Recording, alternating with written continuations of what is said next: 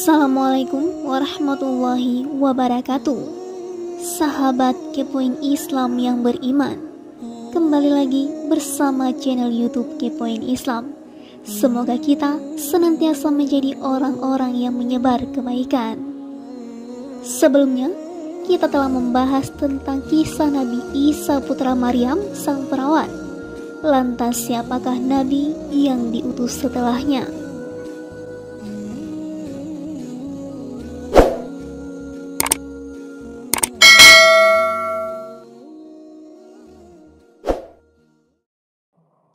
Sahabat Kepoin Islam yang beriman, setelah Nabi Isa, Allah mengutus seorang Nabi terakhir.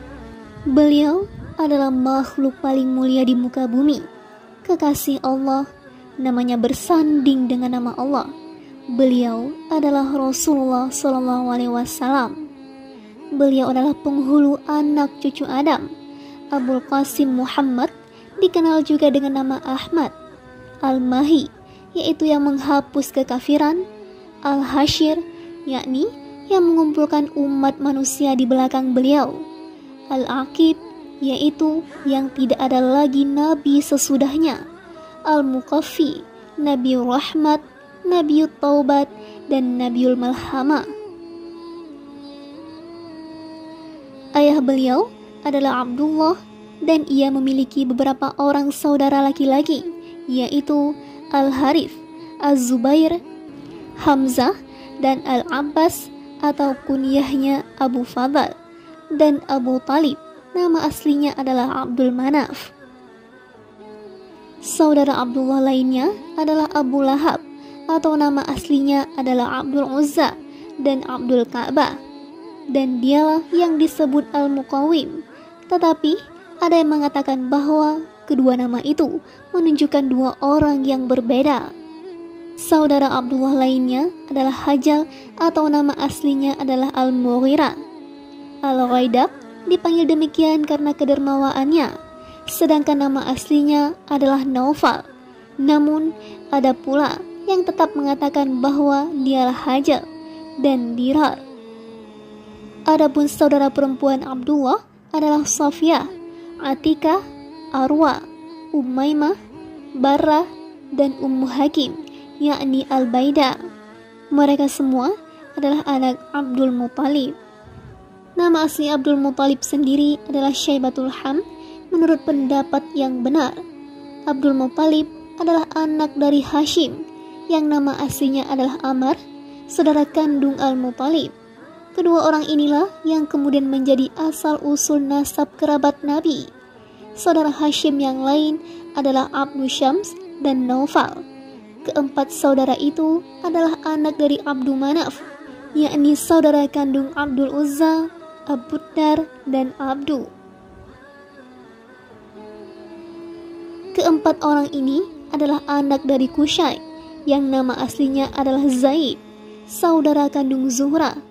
Keduanya adalah anak dari Kilab, saudara kandung Taim, dan Yakbah, Abu Mahzum.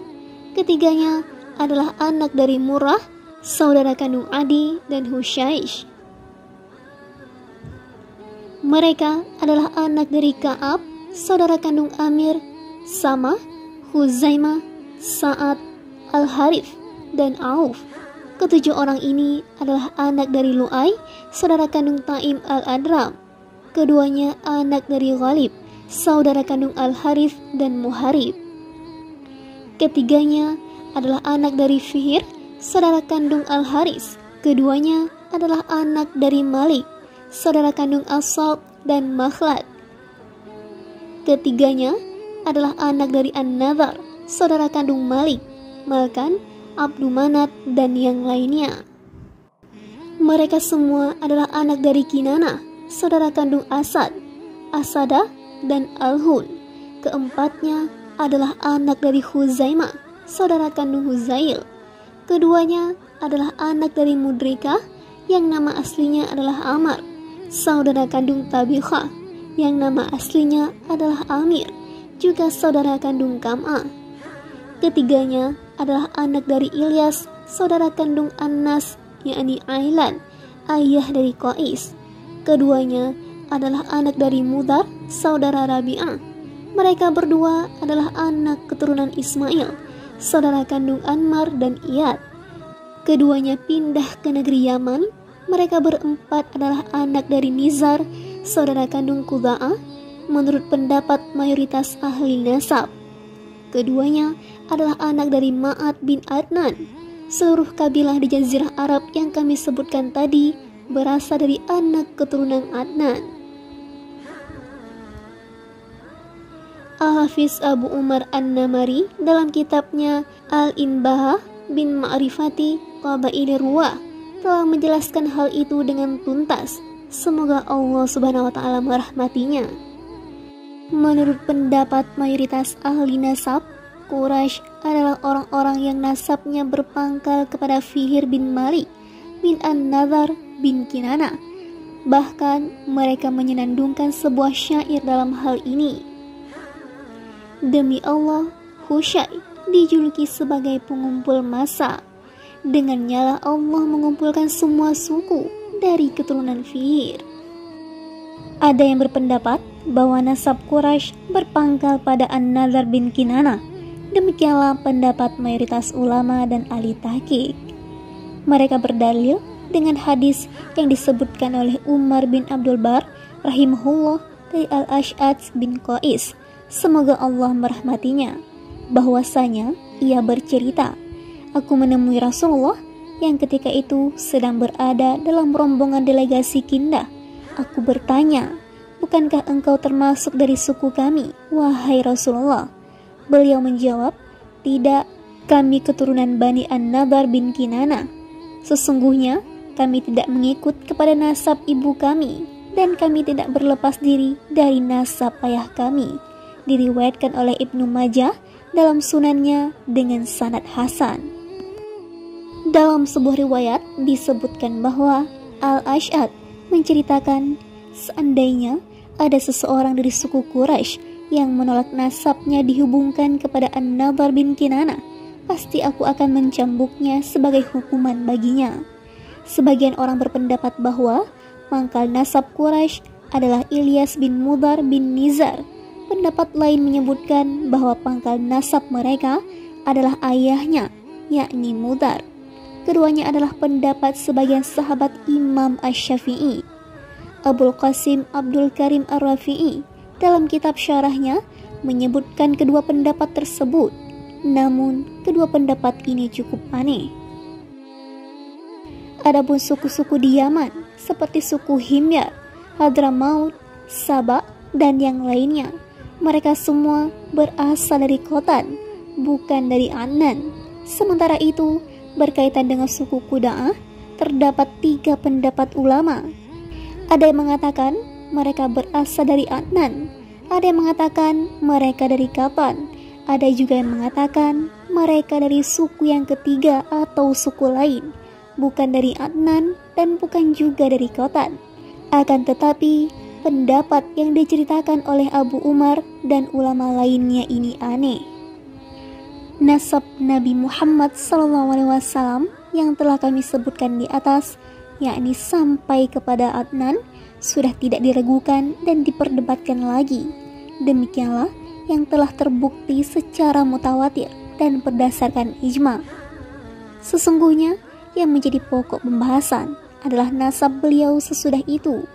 Tidak ada perbedaan pendapat di kalangan ahli nasab atau para ulama ahlul kitab bahwa Adnan berasal dari keturunan Nabi Allah Ismail alaihissalam yang merupakan az-zabih atau anak yang hendak disembelih oleh Ibrahim alaihissalam.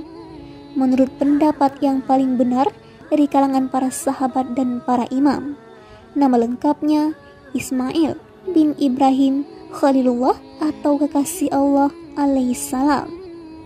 Akan tetapi masih diperdebatkan tentang jumlah nenek moyang Rasulullah antara Adnan hingga Ismail. Dalam hal ini ada beberapa pendapat. Paling banyak disebutkan adalah 40 orang atau generasi, sedangkan paling sedikit disebutkan 7 orang. Ada pula yang berpendapat 9 orang. Ada lagi yang berpendapat 15 orang. Di samping itu, diperselisihkan juga mengenai nama-nama mereka. Sebagian ulama salaf dan para imam tidak menyukai penyebutan nasab beliau setelah Adnan. Diriwayatkan dari Al-Imam Malik bin Anas Al-Asbahi rahimahullah bahwa dia tidak menyukainya. Al-Imam Abu Umar Ibnu Abdil Bar dalam kitabnya Al-Inbahah mengatakan yang menjadi pendapat mayoritas ulama dalam hal yang berkaitan dengan nasab Adnan adalah sebagai berikut.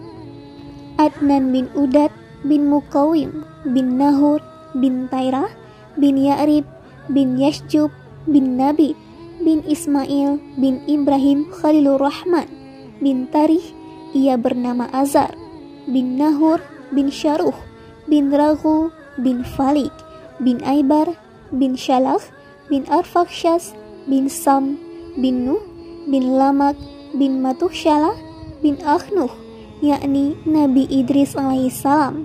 Demikianlah menurut anggapan mereka.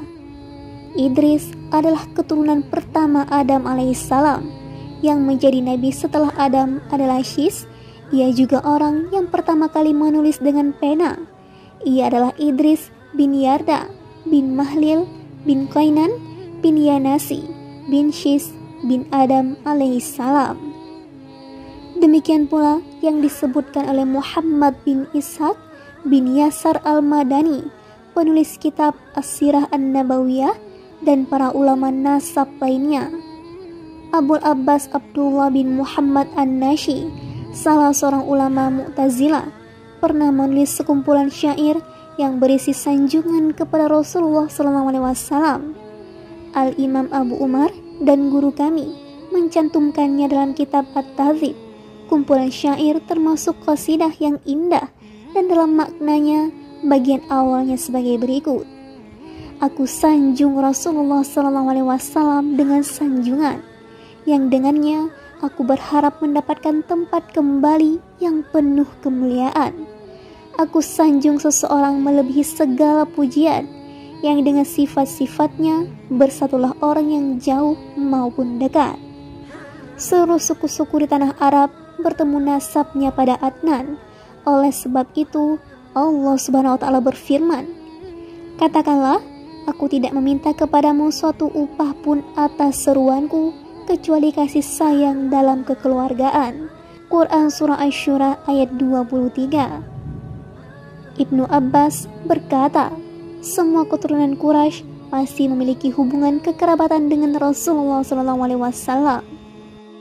Beliau adalah pilihan Allah dari kalangan Quraisy, sebagaimana yang diriwayatkan oleh Muslim dalam sahihnya dari Wathilah bin Al-Asqa radhiyallahu an, bahwasanya Rasulullah SAW bersabda, sesungguhnya Allah memilih Kinanah dari anak Ismail, kemudian Allah memilih Quraisy dari Kinanah, selanjutnya Allah memilih Bani Hashim dari suku Quraisy, setelah itu Allah Subhanahu wa Ta'ala memilihku dari kalangan Bani Hashim.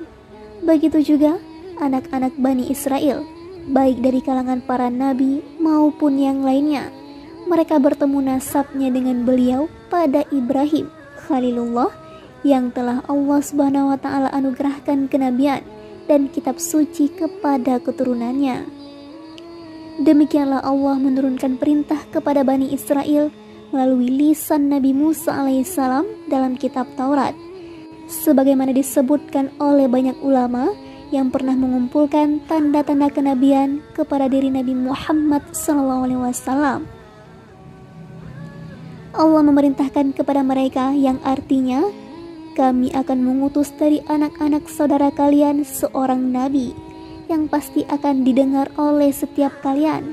Kami pun akan menjadikannya sebagai seorang nabi yang sangat agung. Sungguh, dari anak keturunan Ismail tidak pernah lahir seorang nabi yang lebih agung daripada Nabi Muhammad SAW. Bahkan dari kalangan anak cucu Adam tidak akan pernah lahir seorang hamba yang lebih agung daripada beliau sampai hari kiamat kelak. Diriwayatkan secara sahih bahwa Rasulullah SAW bersabda, aku adalah penghulu anak cucu Adam, bukan bermaksud membanggakan diri, Namun Adam dan semua nabi sesudah beliau kelak akan berdiri di bawah panjiku. Diriwayatkan juga secara sahih bahwa Nabi SAW bersabda, "Aku akan menempati posisi yang diidam-idamkan oleh semua umat manusia termasuk Ibrahim alaihissalam." Itulah kedudukan beliau yang mulia yang telah dijanjikan Allah, yakni syafaatul uzma atau syafaat agung yang akan beliau berikan untuk seluruh umat manusia, agar Allah memberikan kelapangan dengan memutuskan perkara di antara mereka di padang mahsyar, sebagaimana yang telah dijelaskan dalam hadis-hadis sahih dari Rasulullah SAW. Ibu beliau adalah Aminah binti Wahab bin Abdul Manaf bin Zuhrah bin Kilab bin Murrah. Rasulullah SAW dilahirkan pada hari Senin, tanggal 2 bulan Rabiul Awal. Ada yang berpendapat pada tanggal 8, ada juga yang berpendapat pada tanggal 10, ada lagi yang berpendapat pada malam ke-12. Az-Zubair bin Bakar menyatakan beliau dilahirkan pada bulan Ramadan, namun pendapat ini ganjil. Yang demikian itu diceritakan oleh As-Suhaili dalam Ar-Raudhahnya. Kelahiran Rasulullah SAW terjadi pada tahun gajah, tepatnya 50 hari sesudahnya. Ada yang berpendapat 58 hari sesudahnya. Ada juga yang berpendapat 10 tahun sesudahnya.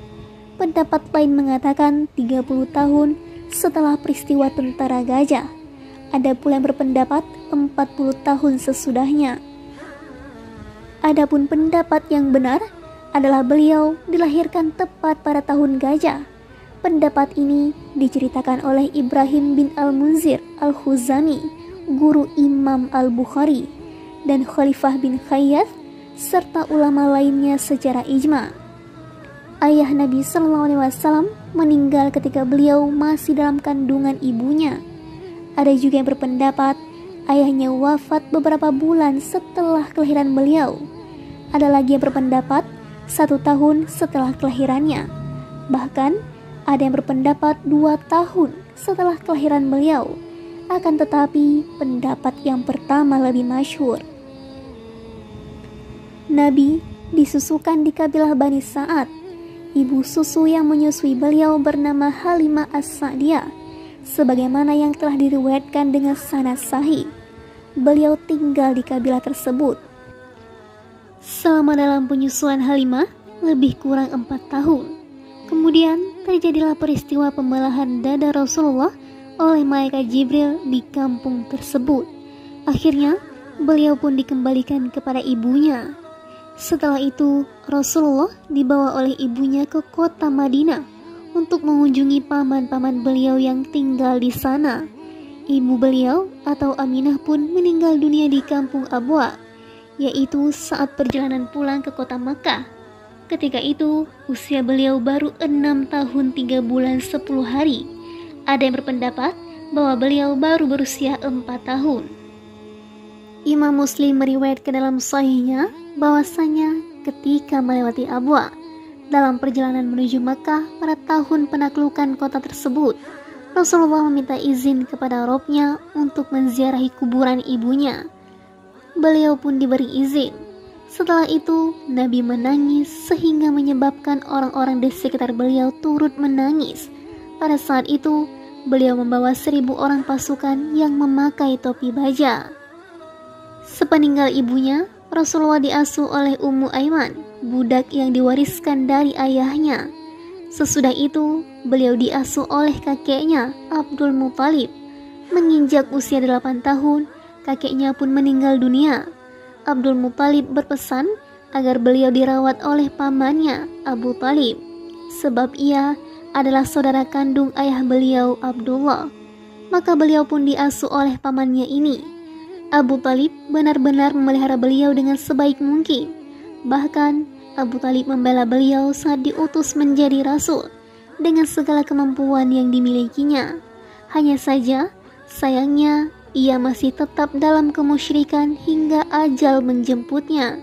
Oleh karena itu Allah memberikan keringanan siksa terhadapnya, sebagaimana yang telah disebutkan dalam hadis sahih. Suatu ketika, Abu Talib mengajak Nabi pergi ke negeri Syam bersama rombongan kafilah dagang. Pada waktu itu, beliau baru berusia 12 tahun. Pamannya melakukan hal ini karena sangat menyayangi beliau. Di samping itu, tidak ada pula yang bisa merawatnya apabila beliau ditinggalkan sendirian di kota Mekah. Abu Talib dan teman-temannya yang ikut dalam rombongan ke Syam melihat beberapa tanda kekuasaan Allah pada diri beliau.